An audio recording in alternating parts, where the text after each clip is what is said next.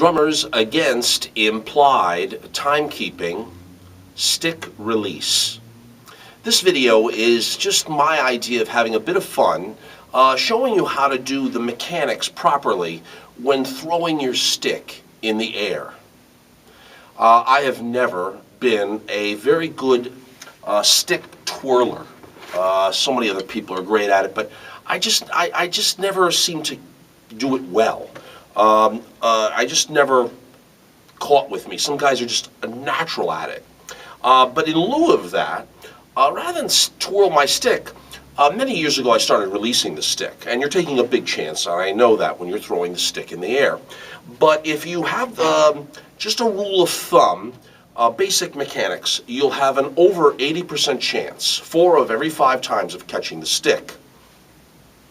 And I want you to see how it's done, okay? So the idea is you're holding your stick, you're doing the throw with your thumb and forefinger, of course, your index finger, and your middle finger, not the other two, just these 3 fingers. The throw, though, is the key, because the stick has to be absolutely even, perfect with the bass drum.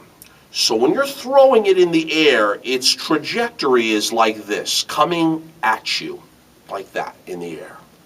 And what will happen is most of the time, you'll get it, all right? So I want you to have a good rule of thumb and to experiment and practice it. But you have to understand, it can't be offline in any way. The straighter it is, the better chance you have to throw it. So you would do it like that type of thing, and coming at you.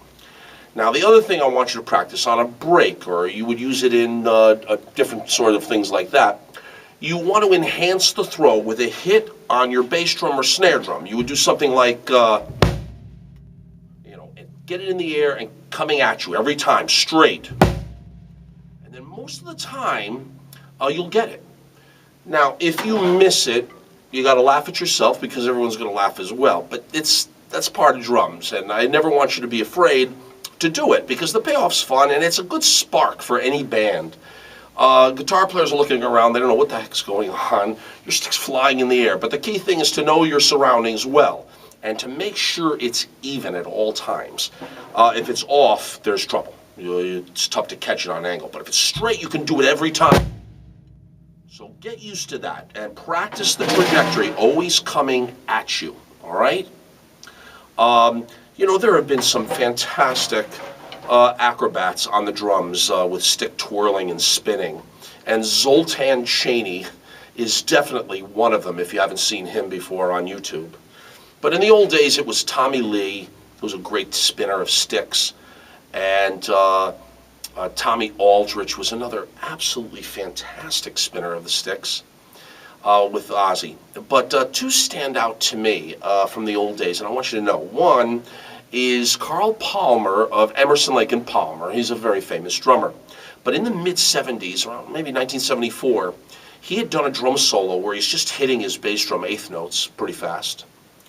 And he spins the stick by throwing it behind his back, underneath, and catching it with his opposite hand.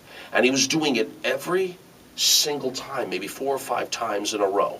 Very difficult thing to do. And it was great, and I want you to know, Carl Palmer was a hell of a acrobat on the drums with the stick release.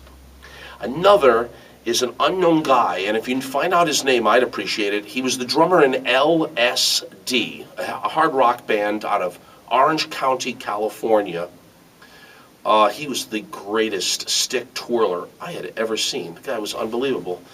And if you know who he is, I'd love to find out. But these were great twirlers. But as I say, I was not very good at that. And there's just so many military and line drummers who do it just extraordinarily well. And I never did. So in lieu of that, I would do a stick release. And I want you to know how it's done. To be able to get it most of the time. You can get above 90% of the time if you just understand the basic principle, okay? And of course, accent it when you make the throw. If you have any questions on this, please feel free to contact me.